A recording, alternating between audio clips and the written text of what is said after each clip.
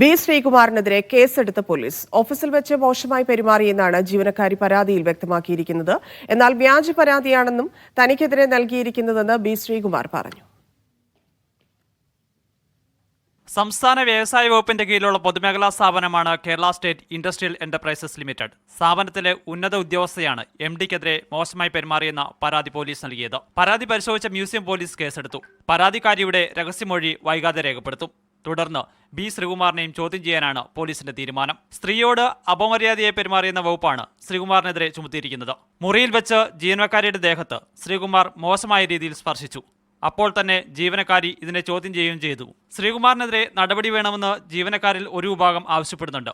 ജീവനക്കാരിയോട് മോശമായി പെരുമാറിയിട്ടില്ലെന്ന് ബി ശ്രീകുമാർ പറഞ്ഞു. ചില ജോലികൾ ഏൽപ്പിച്ചിട്ട് വനിതാ ഉദ്യോഗസ്ഥ ചെയ്തില്ല. താനിതിനെ ചോദ്യം ചെയ്തു. ഇതിൽ പ്രകോപിതയായാണ് ജീവനക്കാരി തനിക്കെതിരെ പരാതി നൽകിയിരിക്കുന്നതെന്നും ശ്രീകുമാർ പറയുന്നു. 2024 ഡിസംബറിലാണ് Sreekumar Kerala state industrial enterprises ലിമിറ്റഡിന്റെ MD-ആയി ചുമതല ഏറ്റെടുത്തത്. Sijo B John, media 1, Thiruvananthapuram.